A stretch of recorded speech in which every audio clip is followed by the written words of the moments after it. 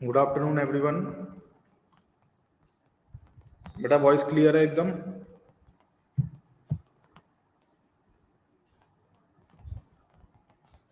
ठीक है, 1 मिनट और वेट करते हैं, बाकी बच्चे आ जाएंगे फिर स्टार्ट करते हैं ना।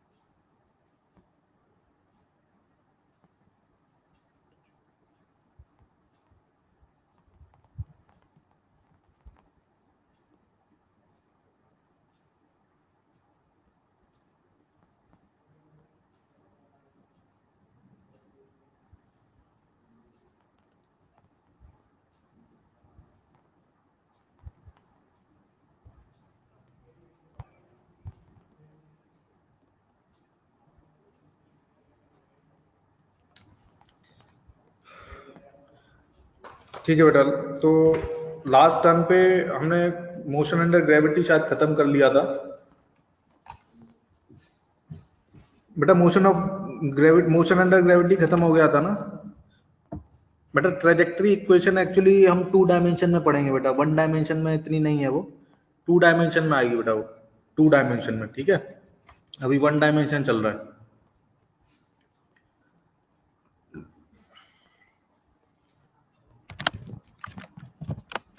ठीक है बेटा, मोशन और अंडर ग्रेविटी का एक टॉपिक और बचा है बेटा, वो पढ़ लेते हैं, फिर उसके बाद स्टार्ट करेंगे। ठीक है, चलो।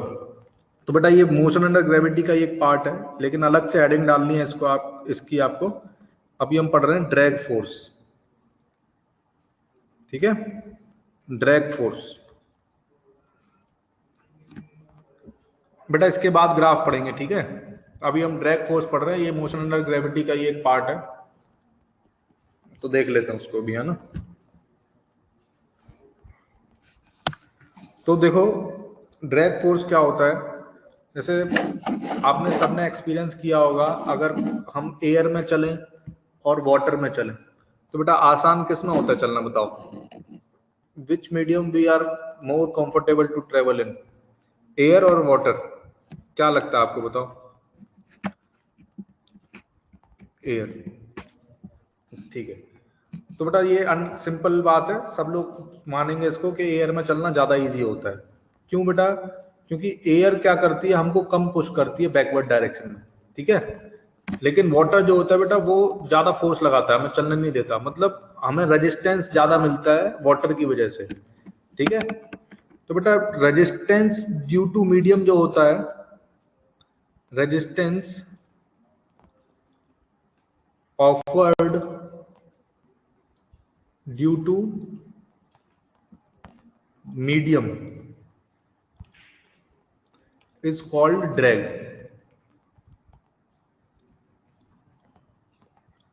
और ड्रैग फोर्स।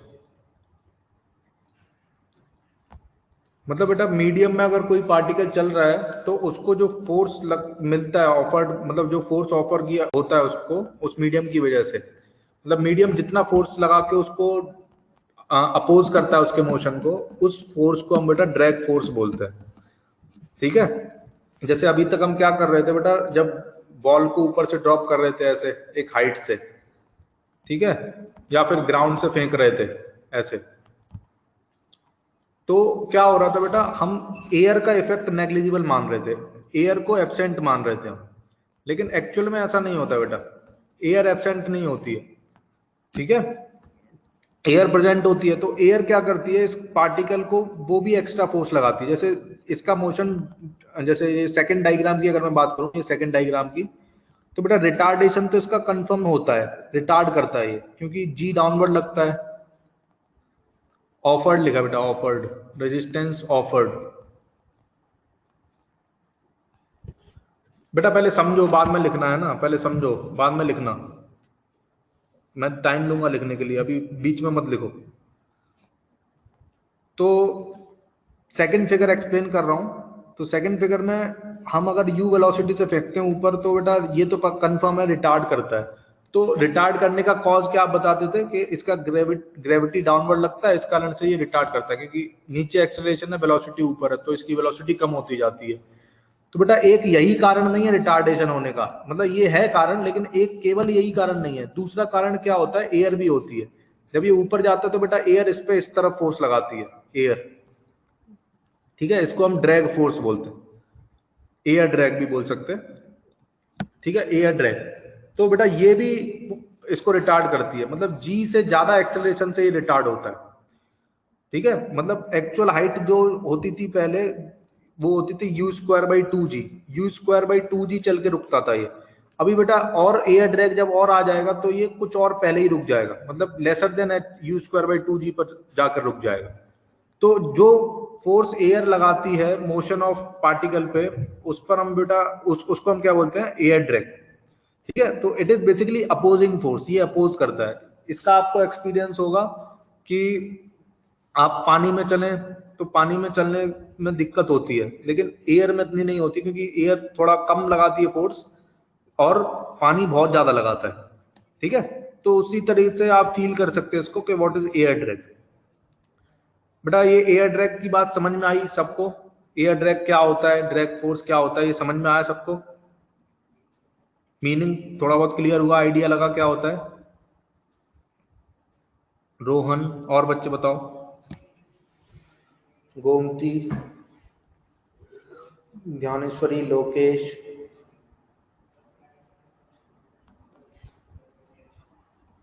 ठीक है। तो बेटा इसकी डेफिनेशन लिख लो, डेफिनेशन लिख लो इसकी, फिर हम इसका डेरिवेशन करते हैं, मतलब इसको लगाकर मोशन अंडर ग्रेविटी एनालाइज करते हैं एक बार।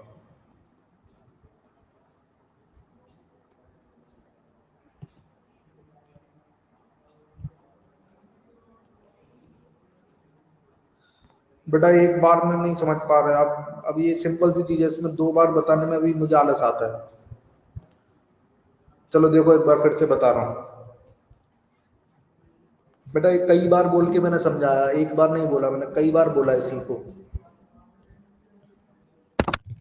इसीलिए बोल रहा हूँ समझाते वक्त लिखा मत करो बेटा।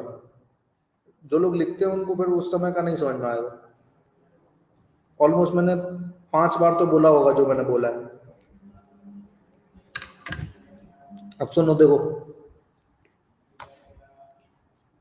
बेटा मैं बोल रहा हूं कि एयर भी एक फोर्स लगाती है ना।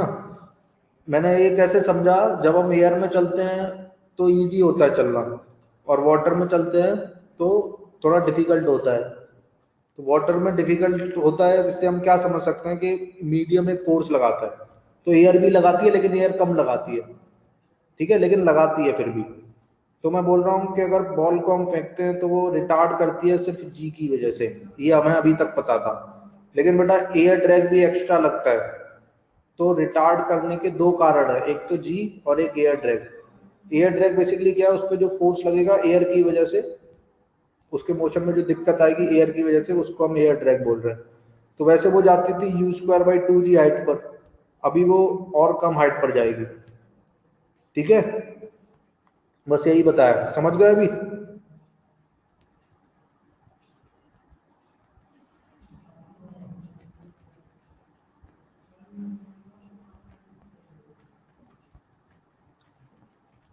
बेटा मैं जब पढ़ाया करूँ उस समय लिखा मत करो, टाइम देता हूँ ना लिखने का, लिखोगे फिर नहीं समझ पाओगे, जो मैं बोल रहा हूँ निकल जाएगा पूरा। अब लिखो सारे बच्चे, जो लिखा है बोर्ड पे लिखो, लिख लो फिर बताओ। गिरीश बेटा तुम्हें समझ में आ गया, गिरीश और अथर्व?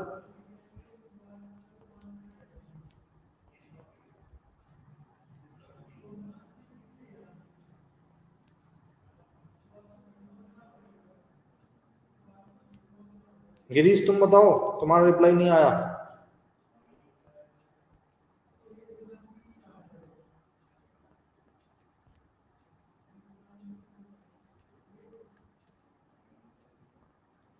बेटा रिपीट के बाद तुमने कुछ बोला ही नहीं है, ठीक है।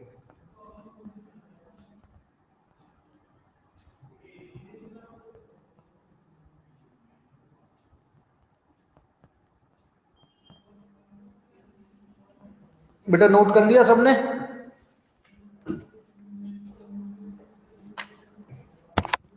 ठीक है, ठीक है बेटा, ठीक है।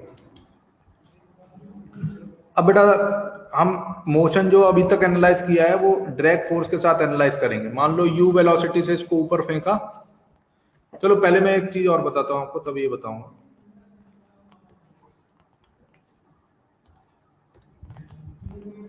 तो पहले बेटा ड्रैग फोर्स होता क्या है ये हम समझ लेते हैं। जैसे बेटा सबने एक बात एक्सपीरियंस की होगी। चलो पहले मैं एक्सप्रेशन लिख रहा हूं फिर बताऊंगा, है ना। देखो, मान लो पार्टिकल की वेलोसिटी इधर है, ठीक है। अगर मान लो इधर मूव कर रहा है तो बेटा इस पर इधर फोर्स लगता है, और हम ऐसे लिखते हैं कि ये जो फोर्स है डायरेक्टली प्रोपोर्शनल टू वेलोसिटी है। मतलब जितनी ज्यादा रफ्तार होगी उतनी ज्यादा फोर्स लगेगा। ये एफ क्या है बेटा? ड्रैग फोर्स है ना, इसको मैं ड्रैग फोर्स बोल रहा हूं। This is drag force F. तो मैं बोल रहा हूं बेटा पार्टिकल जितनी ज्यादा वेलोसिटी से चलेगा उतना ज्यादा ड्रैग फोर्स होगा। मतलब F is directly proportional to velocity. और जब प्रोपोर्शनलिटी का साइन हटाते हैं तो एक कांस्टेंट आता है, उसको हम स्मॉल बी से रिप्रेजेंट कर रहे हैं। ये बी एक कांस्टेंट है ना, ये कांस्टेंट है। और क्योंकि बेटा ये नेगेटिव साइन भी लगाते हैं क्योंकि ये अपोजिट डायरेक्शन में लगता है, तो ड्रैग फोर्स को हम ऐसे बोल सकते हैं। बेटा ये सिंपलेस्ट प्रोपोर्शनलिटी हमने ली है। ये जरूरी नहीं है प्रोपोर्शनल टू वी हो, ये प्रोपोर्शनल टू वी स्क्वायर भी हो सकता है, वी क्यूब भी हो सकता है। तो वो बहुत कॉम्प्लिकेटेड हो जाएंगे, इसलिए हम सिंपलेस्ट केस ले रहे हैं कि वो डायरेक्टली प्रोपोर्शनल टू वेलोसिटी है, लीनियरली प्रोपोर्शनल है, ठीक है। तो बेटा इसको आप कैसे समझ सकते हैं कि प्रोपोर्शनल होता है? जैसे आप मान लो बाइक पे चल रहे हो, है ना। तो बेटा जितनी ज्यादा वेलोसिटी होती है उतनी ज्यादा एयर आपको लगती है ना। जितनी ज्यादा वेलोसिटी होगी एयर उतना ज्यादा आपसे टकराएगी, मतलब उतना ज्यादा फोर्स लगेगा। आप ऐसे समझ सकते हो, बाइक पे चलो, अगर स्लो स्पीड से चल रहे हो तो इतना ज्यादा फोर्स नहीं लगता है, लेकिन अगर आप स्पीड बढ़ा दोगे तो एयर फोर्स ज्यादा लगाती है। ये सबने एक्सपीरियंस किया होगा। तो बेटा ये बात समझ में आई, force is directly proportional to velocity. बताओ। ठीक है, तो बेटा ये लिख लो, इतना जितना लिखा है बोर्ड पे उतना लिख लो फटाफट। ठीक है बेटा, ठीक है। जितना बोर्ड पे लिखा है वो लिख लो, 2 लाइन बस फटाफट से। फिर हम डेरिवेशन करते हैं, मोशन अंडर ग्रेविटी जो पढ़े थे वही सारे।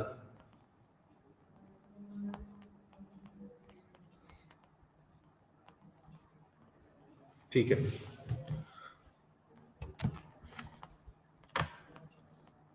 तो बेटा जब भी ड्रैग फोर्स लगेगा तो हम यही मानेंगे, ठीक है। F is equal to b v. इसके अलावा कोई और सवाल आएगा तो फिर उसका भी तरीका बताऊंगा। पहले हम सिंपलेस्ट केस कर लेते हैं कैसे करेंगे, ठीक है। चलो, तो मैं रफ कर रहा हूं।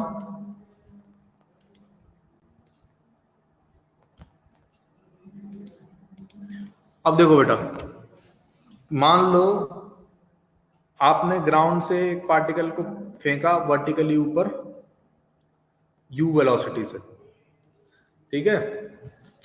अब बेटा इस पर 2 फोर्स लगते हैं। देखो, एक फोर्स तो इधर लगता है जिसके कारण एक्सेलरेशन हो रहा है g, और एक फोर्स बेटा इधर F और लग रहा है, तो उसके कारण जो एक्सेलरेशन होगा वो क्या होगा? F अपॉन m, ठीक है। इसमें F अपॉन m क्या है बेटा? m इसका मास है, m इसका मास। आपने न्यूटन सेकंड लॉ पढ़ा होगा, F बराबर ma होता है। तो फोर्स अपॉन मास, इसको हम एक्सेलरेशन बोलते हैं। तो बेटा उससे मैंने ये लिखा F अपॉन m डाउनवर्ड लग रहा है इस पे, ठीक है। तो g तो डाउनवर्ड, बेटा g भी mg अपॉन m है ना, वो भी उसी तरीके से आया है। m से m कैंसिल हो गया इसलिए g बचा, तो सेम इसी तरीके से ये F अपॉन m भी आया, ठीक है। तो बेटा डाउनवर्ड शुरुआत में सिर्फ g होता था, अभी 2 होंगे, g plus F upon m। ये 2 फोर्स होंगे जब ये ऊपर जा रहा है। अभी हम बेटा एसेंट की बात कर रहे हैं, ठीक है। तो एसेंट में बेटा 2 फोर्स होंगे। तो बेसिकली क्या होगा, ये एक्सेलरेशन एक्स्ट्रा आ गया, एफ अपॉन एम वाला एक्सेलरेशन एक्स्ट्रा आ गया, है ना। तो बेटा जी इफेक्टिव क्या होगा, वो चेंज हो जाएगा, जी इफेक्टिव बन जाएगा जी प्लस एफ अपॉन एम, ठीक है। मतलब जी की वैल्यू थोड़ी सी चेंज हो जाएगी, तो हम जी इफेक्टिव बोलते हैं, क्या बोलते हैं? जी प्लस एफ अपॉन एम, ठीक है। अब देखो, अब बेटा ये एक्सेलरेशन जो है ये कांस्टेंट नहीं है, जैसे हम अभी तक g कांस्टेंट था, g वाज कांस्टेंट है ना, लेकिन अभी बेटा कांस्टेंट नहीं है, क्योंकि इस f की वैल्यू वेलोसिटी के साथ चेंज हो रही है, f कांस्टेंट नहीं है, क्योंकि आपने क्या लिखा, f बराबर माइनस bv लिखा ना, तो f जितना ज्यादा होगा उतना ज्यादा, मतलब जितनी ज्यादा वेलोसिटी होगी उतना ज्यादा f होगा। तो बेटा इसका मतलब फोर्स चेंज हो रहा है, अभी ये कांस्टेंट एक्सेलरेशन नहीं है, अभी ये वेरिएबल एक्सेलरेशन है। ठीक है, तो मैं देखो आर इधर लिखकर दिखा रहा हूं आपको कि एक्सेलरेशन हम क्या लिखेंगे। ठीक है, देखो तो क्या लिखा जाएगा एक्सेलरेशन, एक्सेलरेशन को लिखा जाएगा a is equal to g plus b into v upon m. बेटा ये बात कितने बच्चों के समझ में आई, एक्सेलरेशन वाला टर्म, बताओ बेटा, ये एक्सेलरेशन समझ में आ गया सबको? कार्तिक, अथर्व, लोकेश, ज्ञानेश्वरी, प्रज्वल, रोहन, पूजा, वेरी गुड। तो आई थिंक सबको समझ में आ गया। गोमती, गिरीश, ओमकार, नहीर, थैंक यू बेटा। अब देखो बेटा कैसे, अब एक्सेलरेशन की वैल्यू पता चल गई। अब हमको क्या निकालना, दो चीजें निकालनी है, मैक्सिमम हाइट, हमने पहले भी यही निकाला था, मैक्सिमम हाइट और टाइम ऑफ फ्लाइट। ठीक है, तो ये दो चीजें निकालनी है, तो चलो कैलकुलेट करते हैं। तो बेटा देखो मैक्सिमम हाइट पर क्या होता है, जब ये एसेंट कंप्लीट होता है इसका, तो मैक्सिमम हाइट पर पहुंच जाता है, एसेंट कंप्लीट होता है तो मैक्सिमम हाइट पर क्या होता है बेटा, वेलोसिटी जीरो होती है, मतलब v जो होता है फाइनल वेलोसिटी वो जीरो हो जाती है मैक्सिमम हाइट पे। ठीक है, तो हमको यही कंडीशन पता है कि मैक्सिमम हाइट पे वेलोसिटी जीरो होगी, तो हम क्या लिखेंगे, देखो a को लिखेंगे dv बाई dt। ठीक है, अब बेटा देखो एक्सेलरेशन वेरिएबल है, तो इसलिए हमको इंटीग्रेशन या डिफरेंशिएशन करके सॉल्व करना पड़ेगा। जो तीन इक्वेशन हम यूज करते थे ना, s is equal to u t plus half a t square, b is equal to u plus a t, b square is equal to u square plus two s, बेटा वो अभी useless हो जाएंगी, वो अभी यूज नहीं करेंगे, क्योंकि एक्सेलरेशन अभी कांस्टेंट नहीं है, अभी वेरिएबल है, अभी वो तीनों इक्वेशन बिल्कुल यूज नहीं होंगी यहाँ। ठीक है, क्योंकि अभी वेरिएबल एक्सेलरेशन है, तो a को हम क्या लिखेंगे, dv बाई dt। अब वो हो जाएगा बेटा g plus b v upon m. ठीक है, अब क्या करेंगे, अब इसको सॉल्व करेंगे, तो देखो क्या, इसको लिख सकते हैं m g plus b v upon m. ठीक है, बेटा पहले इतना लिख लो, बोर्ड पे जो लिखा है वो लिख लो, फिर हम आगे सॉल्व करते हैं।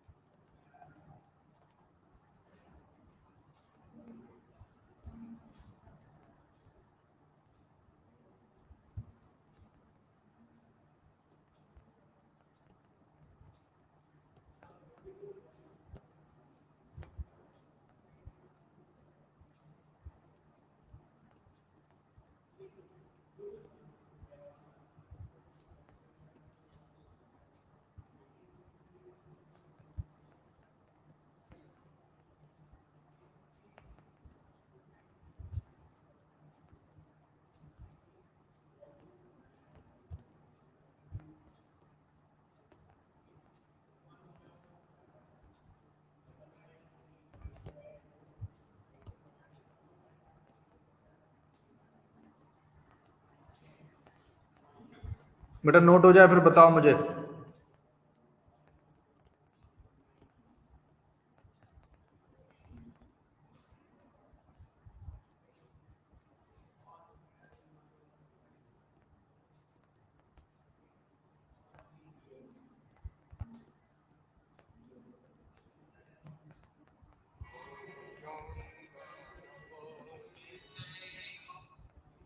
हेलो,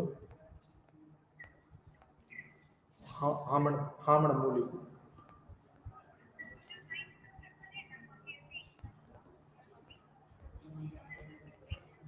हम्म।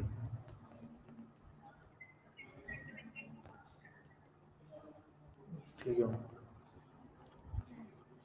उसका वो आप भेज दीजिएगा, क्वेश्चन का शेड्यूल कैसा रहेगा, मतलब क्वेश्चन कितने कितने मार्क्स के रहेंगे ये सब।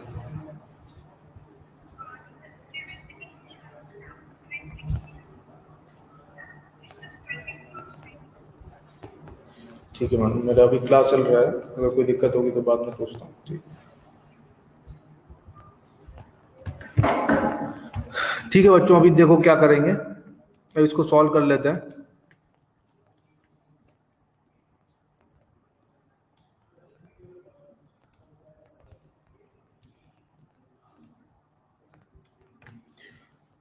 तो मैं इसको यहां पर लिख रहा हूं, फिर दोबारा से सॉल्व करेंगे, है ना।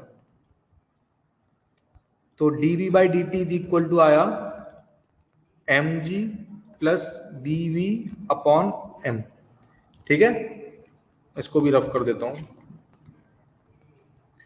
अब बेटा देखो, अभी ये नॉर्मल कैलकुलस का क्वेश्चन हो गया है ना, तो आप क्या करो, v वाले टर्म से एक साइड ले लो और बचे हुए टर्म से एक साइड, तो देखो क्या आएगा, dv upon mg plus bv, ठीक है, is equal to dt upon m। देखो एम जी और बी बेटा कांस्टेंट है ना, केवल वेलोसिटी और टाइम वेरिएबल है, बाकी सब कांस्टेंट है। अब इसको इंटीग्रेट करो, ठीक है। तो इनिशियली वेलोसिटी जीरो है, सॉरी टाइम जीरो है, और उस समय वेलोसिटी कितनी है u, और फाइनल वेलोसिटी बेटा जीरो है, और यहां पर मैं लिख रहा हूं टी ए। टी ए मतलब, एक मिनट सॉरी,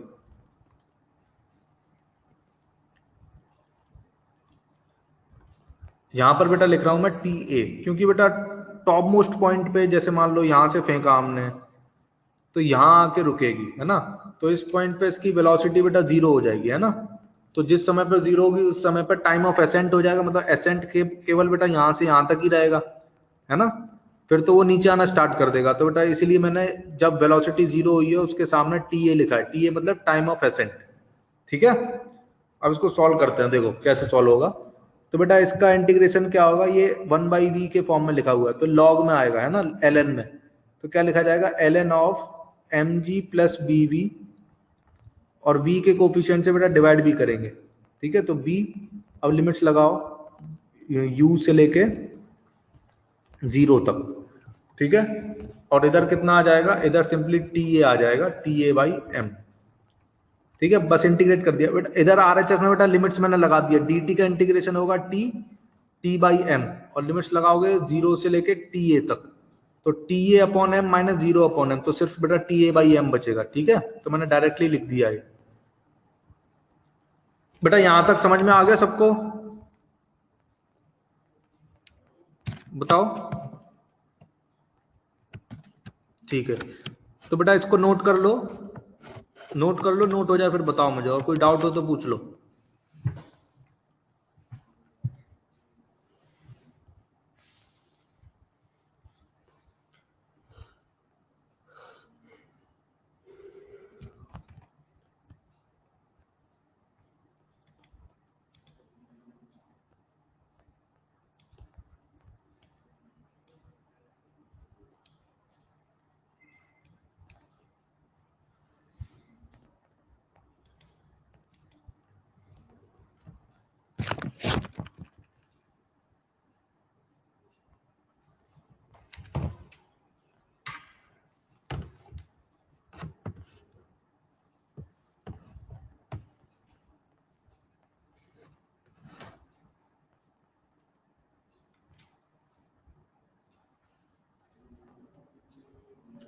अब बेटा देखो, इसको सॉल्व करेंगे आगे, तो लिमिट्स लगाओ, है ना। तो पहले अपर लिमिट लगाई जाएगी, तो क्या आएगा देखो, l n of m g, ठीक है, बी वी वाला टर्म जीरो हो जाएगा, upon b, minus l n of m g plus b u upon b, ये लिमिट्स लगा के आ जाएगा आर एच एस में बेटा टी ए अपॉन एम, ठीक है। अब इसको सॉल्व कर लेते हैं पूरा।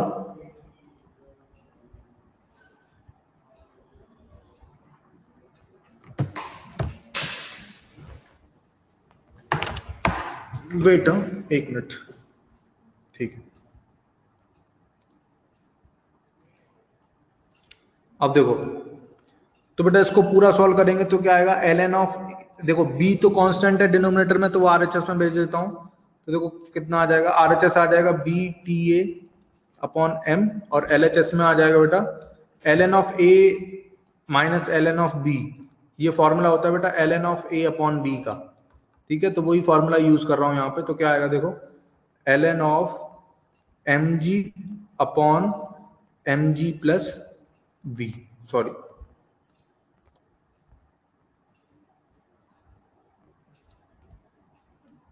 यहां पर आ जाएगा mg प्लस bv, ठीक है।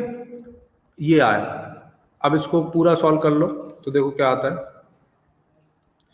इसको लिखेंगे हम, देखो बेटा इसको लिख सकते हैं e की पावर, सॉरी ऐसे लिखेंगे mg upon mg plus bv is equal to e की power b ta by m, ठीक है।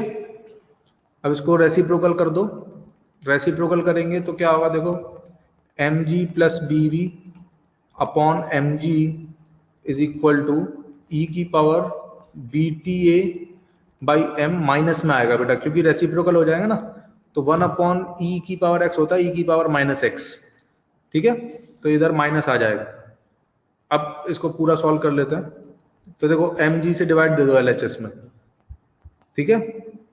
तो क्या होगा, 1 plus b by m g into v is equal to e की power minus b t a by m, ठीक है।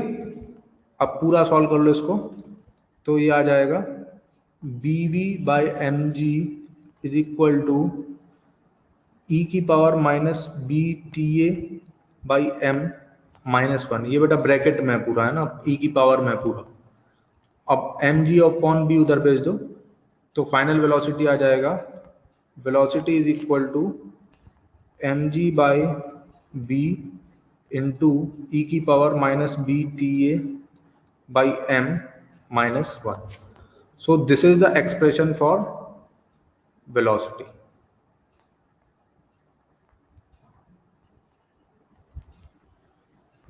ठीक है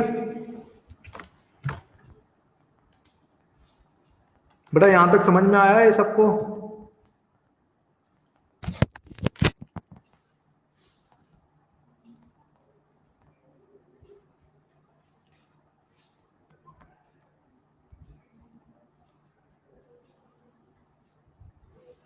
एक मिनट, हमको यू तो पता था ना बेटा, यू तो क्वेश्चन में गिवन है ना हमारे पास, तो हमें सिर्फ टी ए निकालना है। एक मिनट बेटा, यू तो हमें पता है, सॉरी इतना हमने एक्स्ट्रा कैलकुलेशन कर दिया, ये करना ही नहीं था हमको, सॉरी हमको टी ए निकालना है ना बेटा, यू तो गिवन है क्वेश्चन में। एक मिनट ये आप मत नोट करना, एक मिनट मैं दोबारा से बता रहा हूं आपको। हमें टी तो मतलब टी ए ही कैलकुलेट करना है, वी तो निकालना ही नहीं है, हमने एक्स्ट्रा कैलकुलेशन कर ली।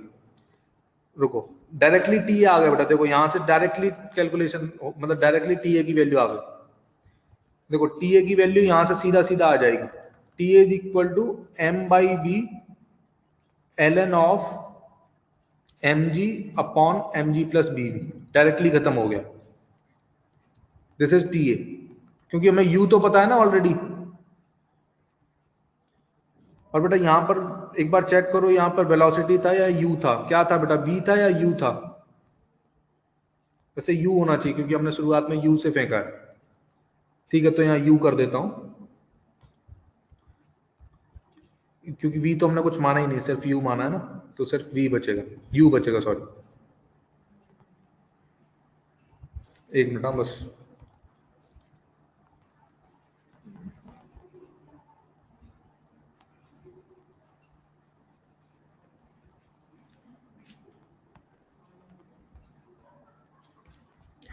M g plus b into u. तो बेटा this is time of flight, ascent का टाइम इतना लगेगा, मतलब जब तक वो ऊपर जाएगा तब तक उसे इतना टाइम लगेगा। बेटा यहां तक समझ में आया सबको, ये बताओ पहले, ये टी ए तक समझ में आ गया सबको?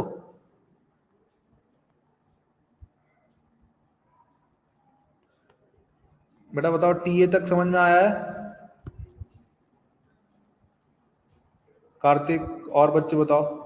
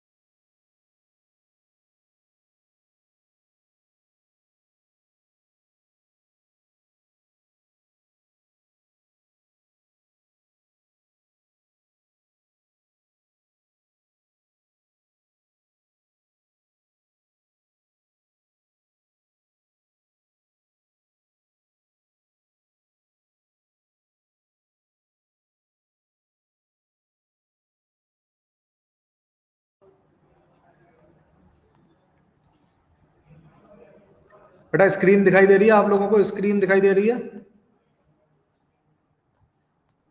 ठीक है, वो थोड़ा रिकनेक्ट करना पड़ा मुझे, थोड़ा प्रॉब्लम हो गई इधर से। ठीक है बेटा, अभी ये बीटीए बाई एम समझ में आया कैसे आया ये?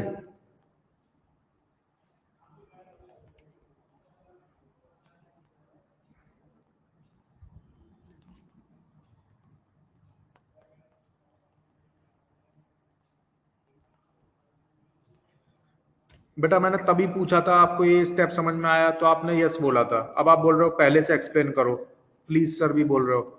बेटा डिफिकल्ट है ना मेरे लिए, अभी पूरा स्टेप्स में दोबारा लिखूंगा आपके लिए केवल।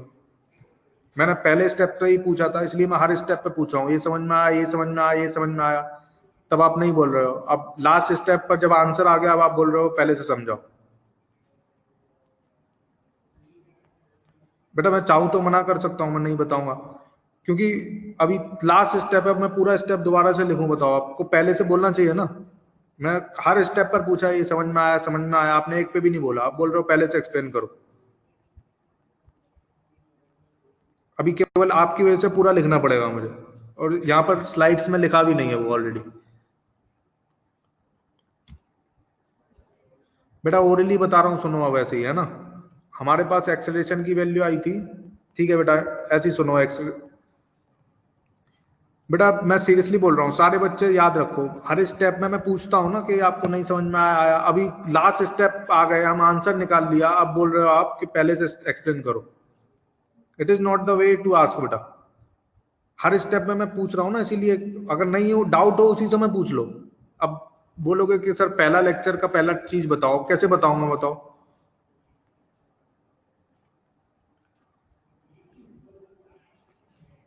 अब देखो इधर, तो एक्सेलरेशन की वैल्यू थी हमारे पास। शुरुआत के एक्सप्रेशन से बता रहा हूं, देखो क्या लिखा। एक्सेलरेशन की वैल्यू थी हमारे पास m g plus b v by m, क्योंकि टोटल फोर्स था बेटा m g plus b v downward direction में, है ना। ये बॉल ऊपर जा रही थी, तो इस पे एक तो नीचे एम जी वेट लग जाएगा, और एक ड्रैग फोर्स बी वी लग रहा है। ठीक है, तो ये दोनों फोर्स नीचे की तरफ लगे, तो m g plus b v ये टोटल फोर्स हो गया अपॉन मास कर दिया, तो ये एक्सेलरेशन आ गया इस फॉर्मूले से, एफ बराबर एम ए से। ठीक है, न्यूटन सेकंड लॉ का फॉर्मूला होता है ना, f is equal to m a. तो फोर्स टोटल है m g plus b v, और मास से डिवाइड कर दिया, तो बेटा ये एक्सेलरेशन हो गया। ठीक है, तो अब एक्सेलरेशन को मैंने लिखा d v by d t, acceleration को लिखा डीवी बाई डी टी। तो ये आया m g plus b v upon m. फिर वेलोसिटी वाली टर्म एक साइड ले गए और फिर इंटीग्रेट किया। तो एक मिनट मैं यहां पर लिख कर दिखाता हूं।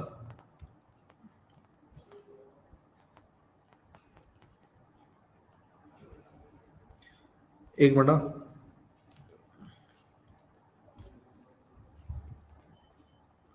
देखो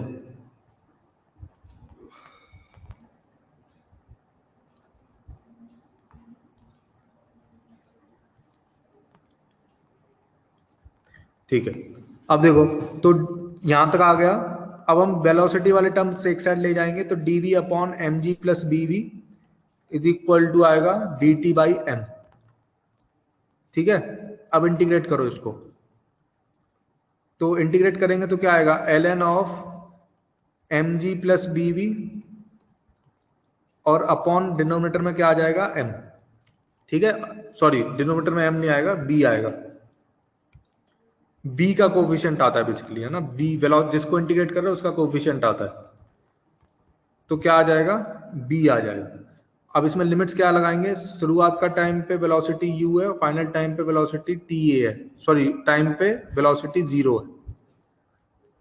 इनिशियल टाइम 0 पे वेलोसिटी u है और फाइनल टाइम ta हो गया, मतलब एसेंट में जितना टाइम लगा वो लिखा है मैंने ta, उस समय पे वेलोसिटी 0 हो गई टॉप मोस्ट पॉइंट पे, है ना।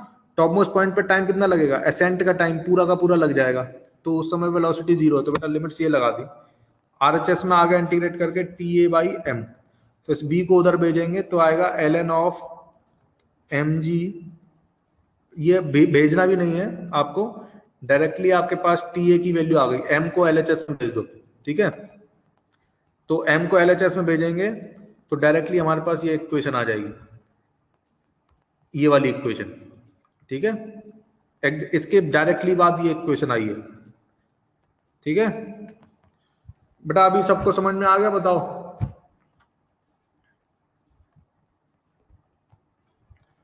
और बच्चे बताओ जिनको डाउट था। प्रज्वल, लिमिट समझ में आई कैसे लगाई। प्रज्वल बेटा ये बताओ, लिमिट समझ में आई तुम्हें। चलो हर्षवर्धन को समझ में आ गया, और किसको डाउट था।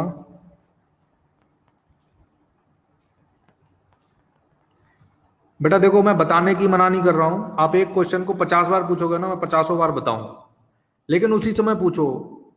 अभी 3 पार्ट निकल गए, फिर चौथा पार्ट चल रहा है, तब आप पहला पार्ट पूछोगे, सर वो बताओ क्या था। तो ये बुरा लगता है बेटा फिर बताने में, क्योंकि सब बच्चों का हो गया, सब समझ गए। अब एक बच्चे की वजह से मतलब सब बच्चे प्लेटफॉर्म पे थे और सब बच्चे ट्रेन पकड़ लिए, अभी एक बच्चा रह गया, उसको अब उस एक बच्चे की वजह से ट्रेन को पीछे लेके जाओ पूरा पटरी पे, तो सोचो कितना बेकार सिचुएशन है वो। तो ऐसा ही होता है बेटा, बिल्कुल सेम वैसी ही फीलिंग आती है। ठीक है बेटा, इसको नोट कर लो। टाइम ऑफ फ्लाइट आ गया हमारे पास, मतलब टाइम एसेंट का टाइम आ गया, अब हम डिसेंट का टाइम निकालेंगे। सारे बच्चे नोट करो, नोट हो जाए फिर बताओ मुझे।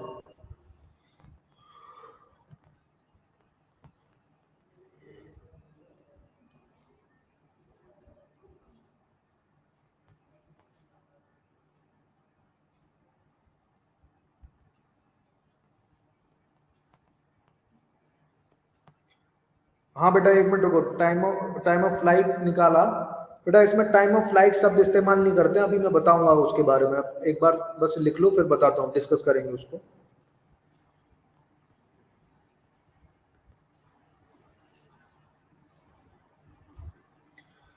बेटा नोट हो जाए सबका तो बताओ फिर, है ना।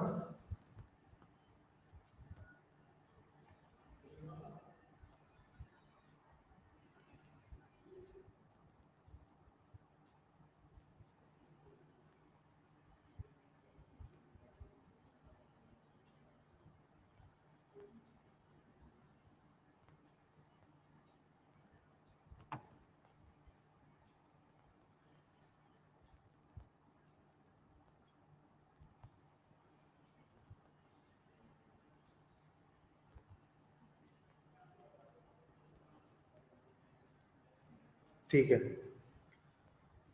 अब बेटा देखो एक इंपॉर्टेंट बात बता रहा हूं मैं। जैसे ये हमारे पास टाइम ऑफ एसेंट आया है ना, तो बेटा क्या है, जैसे नॉर्मल हम ग्राउंड से फेंकें u वेलोसिटी से, तो हमें पता है 2u/g में वो नीचे आ जाता है 2u/g टाइम में। और हमने क्या पढ़ा है बेटा अभी तक कि जितने टाइम में वो ऊपर जाता है उतने ही टाइम उसको लगता है नीचे आने में, है ना। ये हमने अभी तक पढ़ा है। मतलब टाइम ऑफ एसेंट जो होता है exactly equal to time of descent होता है, ये अभी तक हमने पढ़ा है। लेकिन बेटा इस केस में ऐसा नहीं होगा, इसमें एसेंट का टाइम अलग आता है और डिसेंट का टाइम बेटा बिल्कुल अलग आता है, ठीक है। तो इस केस में ऐसा नहीं होता है। अभी हम प्रूव करेंगे, ये हमने एसेंट का निकाला है, अब हम डिसेंट के लिए टाइम निकालते हैं, ठीक है। तो बेटा मैं नेक्स्ट स्लाइड पे जा रहा हूं। अब बेटा देखो डिसेंट में क्या होगा, मान लो ये है ग्राउंड और ये मैक्सिमम हाइट, तो यहां से अब वो चलना स्टार्ट करेगा और यहां से नीचे आएगा, यहाँ पे वेलोसिटी 0 है उसकी, तो इनिशियल वेलोसिटी 0 हो गई यहाँ पर इसकी, ठीक है। अब बेटा देखो एक्सेलरेशन, पहले हम डायग्राम बना लेते हैं। वेट तो नीचे ही लगेगा, अभी भी वेट तो नीचे ही लगेगा। और क्योंकि बेटा ये नीचे चल रहा है तो मैंने बताया था वेलोसिटी के अपोजिट डायरेक्शन में चलता है, ठीक है। F बराबर क्या था, -bv था, ऐसे लिखा था। तो इसका मतलब माइनस साइन क्या बता रहा है, फोर्स वेक्टर और वेलोसिटी वेक्टर दोनों अपोजिट डायरेक्शन में होते हैं। तो बेटा अब जब नीचे जाएगा तो वेलोसिटी इसकी नीचे होगी। अब वेलोसिटी नीचे होने की वजह से इस पे बेटा फोर्स ऊपर लगेगा, ड्रैग फोर्स, ठीक है। तो फोर्स जो डायरेक्शन होगा उसका ऊपर डायरेक्शन होगा, तो ऐसे लिखेंगे। तो अभी बेटा एक्सेलरेशन जो आप लिखोगे ना, वो लिखोगे mg minus bv upon m। पहले हमने mg प्लस bv लिखा था, अभी बेटा mg माइनस bv होगा, ठीक है। अब bv को हमने नेगेटिव क्यों लिया बेटा, क्योंकि एक्सेलरेशन नीचे हो रहा है ना, तो जिधर एक्सेलरेशन हो रहा है बेटा उसको हम पॉजिटिव मान ले रहे हैं अभी, है ना। तो mg माइनस bv लिखा, जिधर एक्सेलरेशन होता है उसको पॉजिटिव मान ले रहे हैं अभी। वैसे वाई एक्सिस के अपोजिट है ये, मानता हूं इस बात को मैं, लेकिन अभी इस सवाल के लिए हम डाउनवर्ड को नेगेटिव की जगह पॉजिटिव मान ले रहे हैं, है ना, थोड़ा इजी होगा और कुछ नहीं। वैसे हर जगह आपको वही मानना है, प्लस वाई का प्लस और माइनस वाई का माइनस। खाली इस केस में मैं नीचे के वो पॉजिटिव मान रहा हूँ, आपको हर जगह वही मानना है, ठीक है, कंफ्यूज नहीं होना है। तो बेटा एक्सेलरेशन की वैल्यू ये आ गई, ये समझ में आई सबको वैल्यू, एक्सेलरेशन की वैल्यू समझ में आ गई।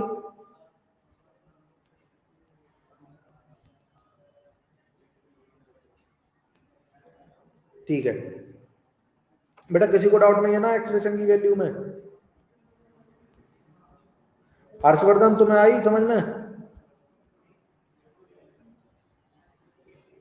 ठीक है। अब बेटा देखो, अब जैसा प्रोसेस हमने पहले किया था सेम यहाँ पे भी करेंगे। अब डिवाइड डिफरेंट मतलब टाइम ऑफ डिसेंट की वैल्यू निकालेंगे, ठीक है। देखो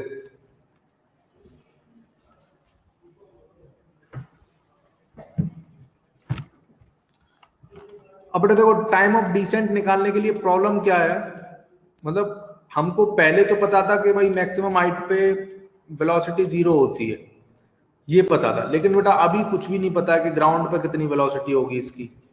लेकिन इनिशियल वेलोसिटी 0 पता है हमको, इनिशियल तो 0 पता है, ठीक है। तो देखो इसको बेटा इंडेफिनेट इंटीग्रेशन से सॉल्व करेंगे, इंडेफिनेट इंटीग्रेशन से। एक मिनट बस।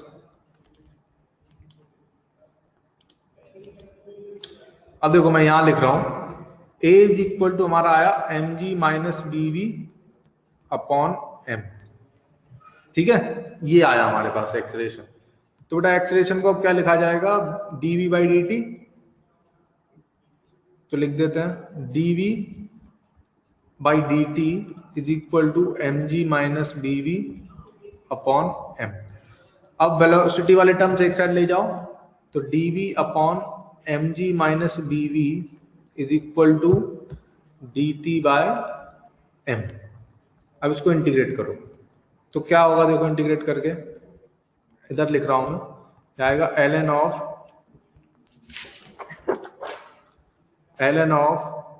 mg minus bv upon minus b। Coefficient of b से बेटा डिवाइड करते हैं इसलिए ऐसा आया। इधर आया t बाई m प्लस एक कांस्टेंट आएगा, ठीक है। अब बेटा इस कांस्टेंट की वैल्यू कैसे निकालेंगे, क्योंकि हमको पता है t इज इक्वल टू 0 पे वेलोसिटी 0 थी, शुरुआत में वेलोसिटी 0 थी ना, क्योंकि ऊपर से फेंका, मतलब मैक्सिमम हाइट से नीचे गिर रहा है, तो मैक्सिमम हाइट पे वेलोसिटी 0 होती है। तो हमको पता है t बराबर 0 पे वेलोसिटी क्या है, 0 है, वेलोसिटी इज ऑल्सो 0। तो बेटा ये इसको सेटिस्फाई करना चाहिए। तो देखो क्या आता है, ln of mg upon minus b, ठीक है, इज इक्वल टू सी।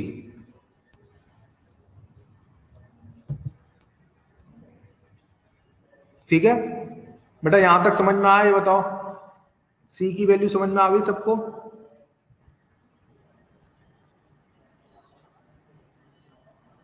ठीक बेटा, इतना नोट करो, पहले नोट कर लो, फिर हम आगे करेंगे।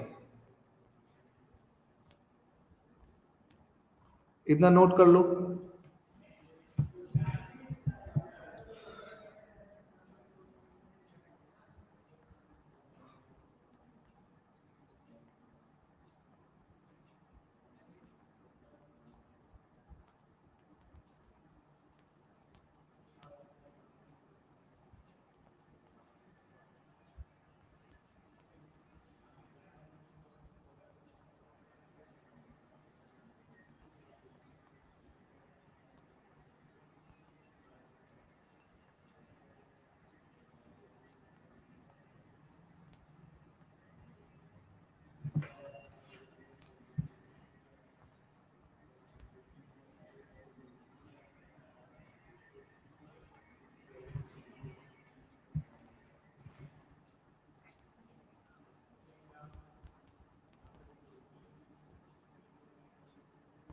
बेटा नोट हो गया सबका?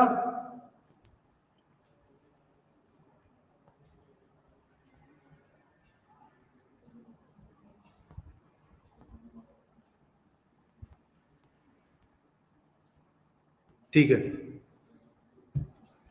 तो अब c की वैल्यू हमारे पास आ गई है, तो बेटा c की वैल्यू यहां रख देते हैं। तो देखो क्या आएगा, ठीक है, लिखो लिखो, जल्दी लिखो, है ना।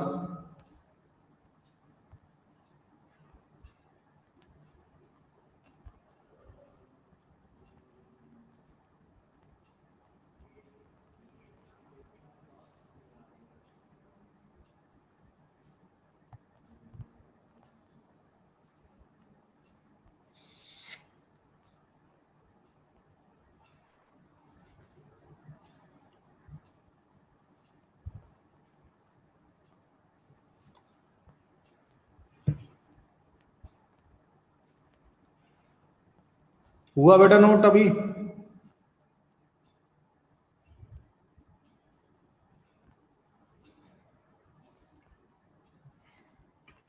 बेटा जल्दी लिखो, बहुत देर हो गई है ना।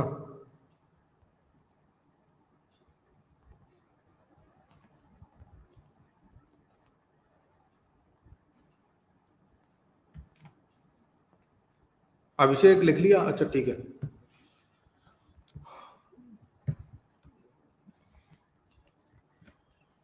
तो अब हमारे पास c की वैल्यू आ गई है, ठीक है। अब c की वैल्यू आ गई तो बेटा टाइम ऑफ डिसेंट इजीली आ जाएगा। देखो कैसे, ये c की वैल्यू उठा के बेटा उस इक्वेशन में रख दे रहे हैं ना, तो ओरिजिनल इक्वेशन आ जाएगी। मैं थोड़ा सा रफ कर रहा हूं, ये इतना पोर्शन रफ कर रहा हूं।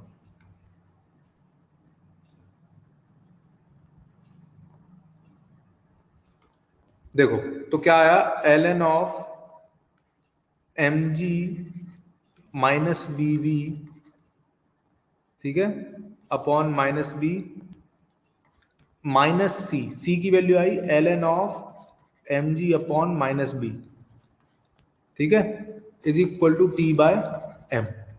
तो इसको पूरा सॉल्व कर लेते हैं। तो ln of a upon b का फॉर्मूला लग जाएगा। तो देखो क्या होगा, ln of mg minus b v upon mg, ठीक है, is equal to t by m. तो ये बेटा यहाँ पर t की जगह क्या रख देंगे हम, ये हमको मतलब ये तो इक्वेशन मिल गई। अब टाइम ऑफ डिसेंट के लिए आप क्या निकालोगे, आपको वेलोसिटी बेटा पता करनी पड़ेगी, मतलब नीचे ग्राउंड पे कितना वेलोसिटी होगा। जैसे ही आपको वो पता चल जाएगा, आप वो वेलोसिटी बेटा इस एक्सप्रेशन में रख दोगे, तो आपको टी मतलब डिसेंट के टाइम की वैल्यू पता चल जाएगी। ठीक है, मतलब ग्राउंड पे जब टकराएगा उस समय की जो वेलोसिटी होगी बेटा, वो वेलोसिटी यहाँ पर रखते ही इस जगह पे, वो जैसे ही आप यहाँ रखोगे तो आपको टाइम ऑफ डिसेंट पता चल जाएगा, है ना। अब बेटा वेलोसिटी कैलकुलेट करने के लिए आपको कुछ ना कुछ इंफॉर्मेशन सवाल में दे रखी होगी, तो उससे आप टाइम ऑफ डिसेंट कैलकुलेट करोगे, ठीक है। तो इस पे बेटा मैं ज्यादा चर्चा नहीं कर रहा हूं, एक चैप्टर आएगा आगे वर्क एनर्जी एंड पावर नाम का, ठीक है।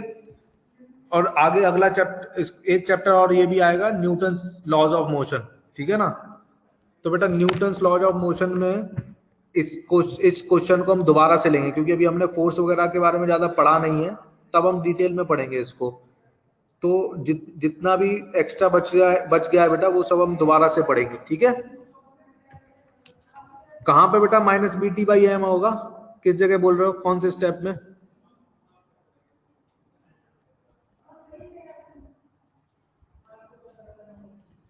लास्ट स्टेप में बी टी बाई एम होगा बेटा, बी तो कैंसिल हो जाएगा ना, l n a upon l n b करते हैं, तो माइनस बी तो कैंसिल हो गया ना बेटा, माइनस बी कैंसिल हो जाएगा, माइनस बी बचेगा ही नहीं, समझ आया बेटा। इतना लिख लो, इससे हम time of flight descent calculate कर पाएंगे, है ना। टाइम ऑफ डिसेंट यहां से कैलकुलेट हो जाएगा, फाइनल वेलोसिटी यहां रख देंगे, तो फिर आपके पास टाइम ऑफ डिसेंट भी आ जाएगा।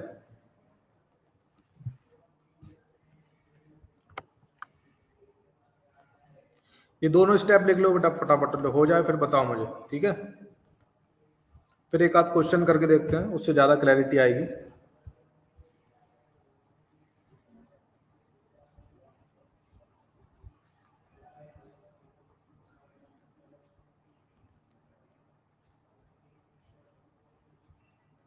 ठीक है चलो, तो बेटा मैं नेक्स्ट स्लाइड पे जा रहा हूँ, एक क्वेश्चन करके देखते हैं। अब बेटा देखो, कई बच्चों को ऐसा लग रहा होगा सर इसमें तो दो वेरिएबल हैं, एक वेलोसिटी भी है एक टाइम है, तो कैसे हमारे पास टाइम ऑफ डिसेंट कैसे आएगा हमारे पास। तो बेटा टाइम ऑफ डिसेंट कैलकुलेट करने के लिए तुम्हें ग्राउंड की वेलोसिटी चाहिए, मतलब ग्राउंड पे जितनी वेलोसिटी से पहुंचेगा वो वेलोसिटी आ जाएगी, तब आप टाइम ऑफ डिसेंट निकाल सकते हो इस इक्वेशन से, ठीक है। बेटा ये थोड़ा सा कॉम्प्लिकेटेड होता है ये ड्रैग फोर्स वाला क्वेश्चन, लेकिन अगर आपको ये पता है acceleration d v by d t होता है, अगर आप एक्सेलेरेशन का इक्वेशन लिख पा रहे हो आराम से, है ना, सबसे पहली इक्वेशन ये वाली, सबसे पहली वाली इक्वेशन ये।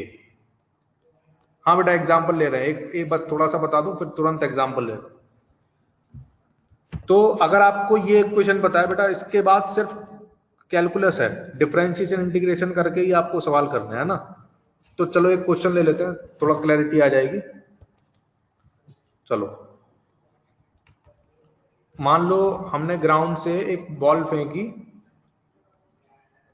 u वेलोसिटी से, मतलब इसकी वैल्यू भी मान लो दे रखी है, लेट्स से 10 मीटर पर सेकंड, 10 मीटर पर सेकंड से फेंक दी मान लो, ठीक है।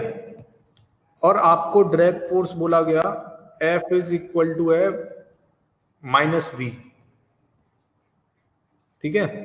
इसका मास मान लो 1 kg दे रखा है, बॉल का मास 1 kg है और जी की वैल्यू 10 एज्यूम करनी है आपको, ठीक है बेटा।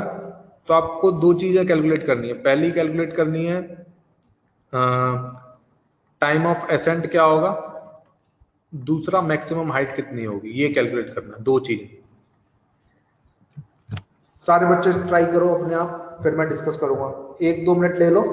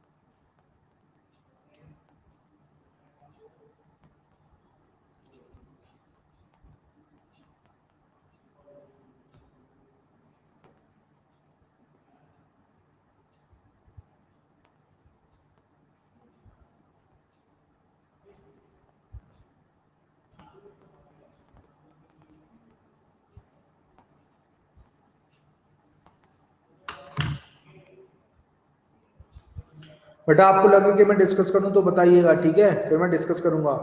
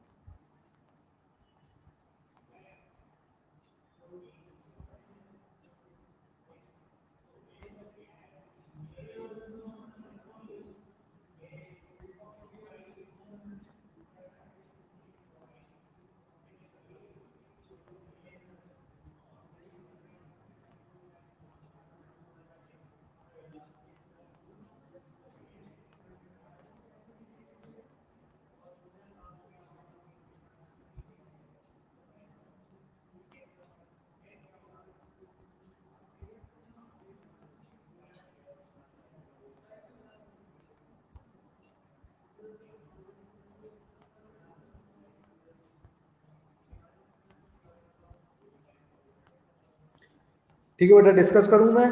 किसी का आया आंसर अभी तक?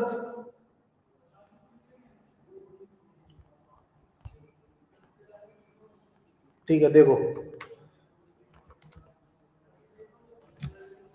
बेटा, देखो ये क्वेश्चन थोड़ा सा टफ रहता है क्योंकि इसमें कैलकुलेशन थोड़ी ज्यादा रहती है ना, तो घबराना नहीं है पहले तो, क्योंकि ऐसा सवाल बेटा आज तक 2-3 बार आईआईटी में पूछा गया है ना, तो हमको छोड़ना नहीं है कुछ भी, इसलिए हम ये क्वेश्चन कर रहे हैं। अब इसको सिंपल कर सकते थे, अगर हम force directly proportional to velocity की जगह हम बोल देते फोर्स एक कांस्टेंट लग रहा है, तो वो सरल हो जाता बेटा। अभी हमने वेरिएबल फोर्स लिया है इसलिए थोड़ा कठिन हो रहा है, ठीक है, तो उससे घबराना नहीं है। चलो देखो कैसे सॉल्व करेंगे।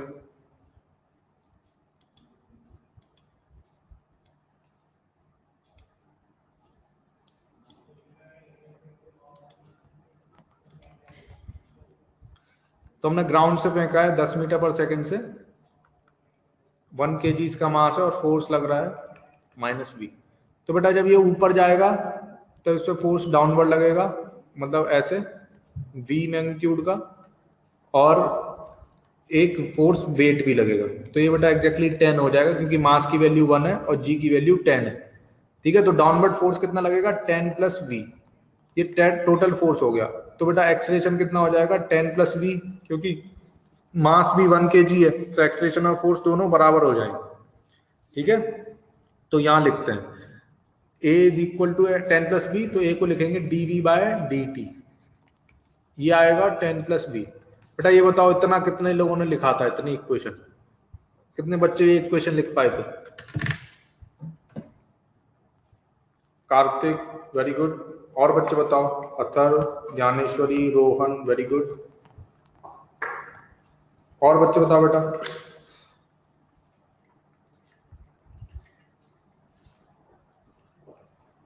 बेटा जो बच्चा इतना लिख पाया है ना, तो उसका time of flight guaranteed answer आ जाए 100%। देखो कैसे,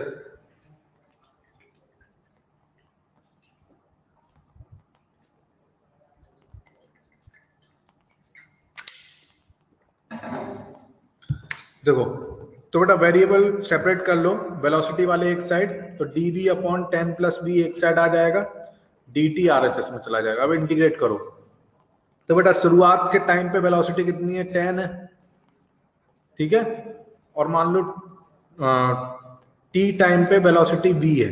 मैं अभी जीरो नहीं रख रहा हूं, मैं जनरल वेलोसिटी निकाल ले रहा हूं, फिर बाद में जीरो रख दूंगा, ठीक है।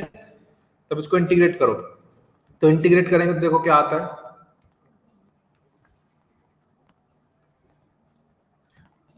इंटीग्रेट करके देखो क्या आएगा। इसको लिखेंगे हम, एक minute, ln of 10 plus v, limits लगेंगी बेटा 10 से लेके v तक, इधर आ जाएगा t।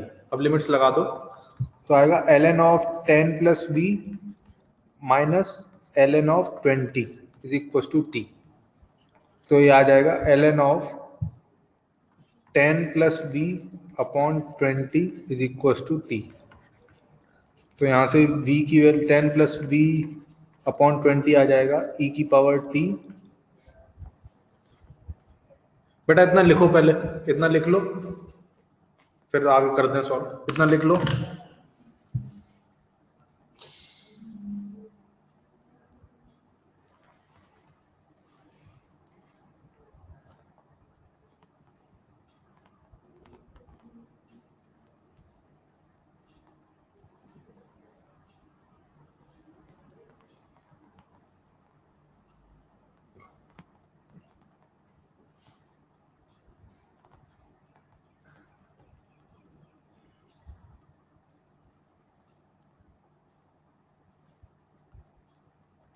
बेटा नोट हो जाए फिर बताना, ठीक है।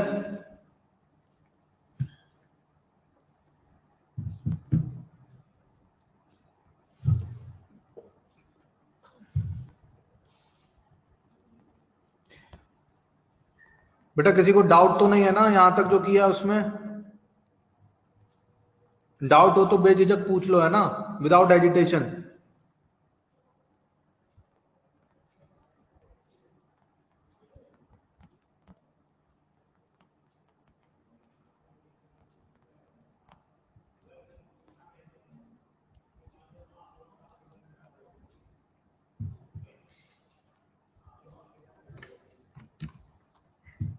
नोट हो जाए फिर बताना, ठीक है।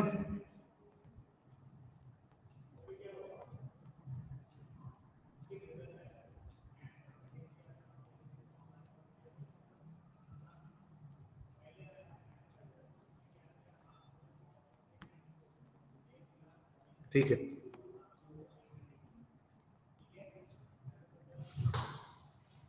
बेटा, फोर्स अपोजिट डायरेक्शन में लगता है ना, अगर ऊपर जा रहा है बॉल तो अपोजिट डायरेक्शन में लगता है, तो कितना लगेगा, v लग जाएगा, क्योंकि force is equal to minus v दिया है। माइनस का मतलब है डायरेक्शन, मैग्नीट्यूड तो v है ना, तो नीचे कितना लगेगा, v लगेगा और एक mg वेट, वेट mg होता है ना, तो mg की वैल्यू कितनी हो जाएगी, मास है 1 और g है 10। बेटा वेट डाउनवर्ड लगता है, डन सॉरी डाउनवर्ड है ना, वेट डाउनवर्ड लगता है। वेट की वैल्यू होती है mg, mass into acceleration due to gravity, इसको वेट बोलते हैं, ठीक है। ये बेटा और बच्चों को भी डाउट हो सकता था शायद। वेट होता है mg, mass into acceleration due to gravity, ठीक है। तो वो डाउनवर्ड लगता है हमेशा, तो उसकी वैल्यू आ गई 10, क्योंकि m 1 है और g की वैल्यू 10। तो नीचे टोटल फोर्स कितना हुआ, 10 प्लस v। अब बेटा देखो इसको पूरा सॉल्व कर लेते हैं, मैं थोड़ा सा रफ कर रहा हूं ऊपर का पोर्शन।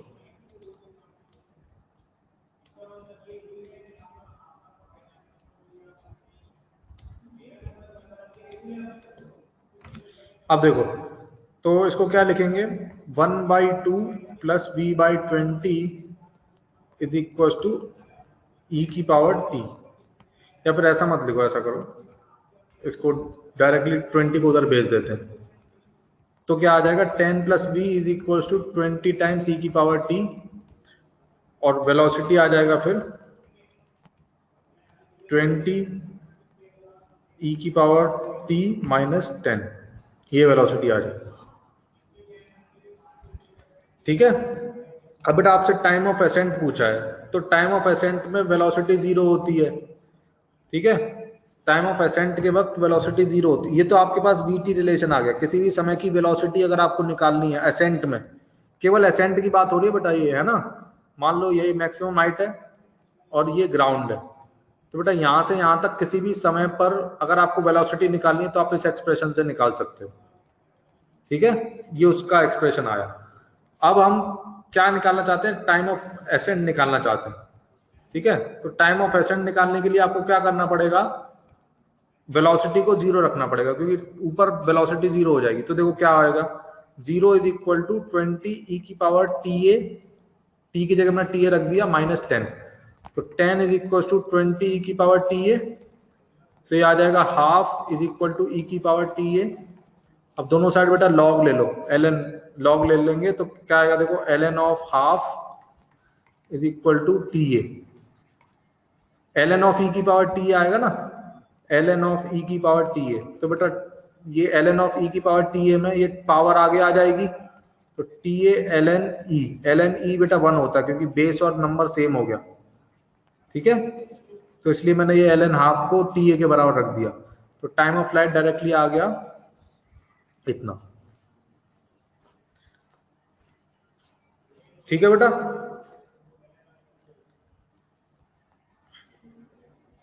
कितने बच्चों को समझ में आ गया बेटा बताओ।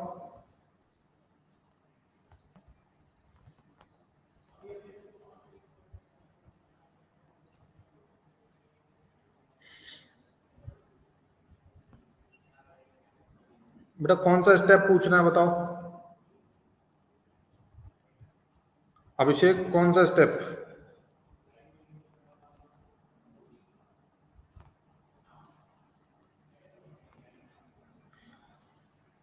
बेटा ln जाना जरूरी नहीं है, ln रहेगा कोई दिक्कत नहीं है, लॉग लॉग का वैल्यू आपको नहीं पता है ना खाली।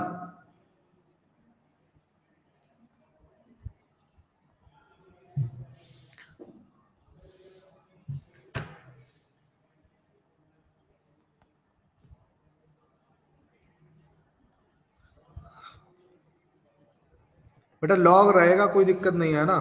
अभिषेक को सेकंड स्टेप, बेटा वेलोसिटी को 0 रखा है बस, और कुछ नहीं किया। ट्रांसफर नहीं भी करेंगे चलेगा।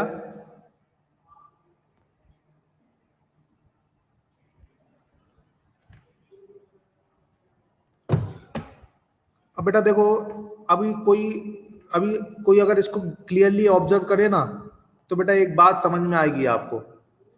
देखो time of flight ascent negative आ रहा है बेटा, देखो ln हाफ माइनस में आता है, ln हाफ की वैल्यू होती है -0.693, तो टाइम नेगेटिव आ गया बेटा, ये तो गड़बड़ हो गई अभी, है ना, ऐसा कैसे हो गया? तो बेटा ये वैल्यूज का खेल है खाली, क्योंकि टाइम नेगेटिव आ रहा है, इसका मतलब अगर इतना फोर्स आप लगा दोगे तो हो सकता है ऊपर ही ना जाए, मतलब इसको 10 मीटर पर सेकंड से आपने फेंका है अगर, तो अगर मान लो आपने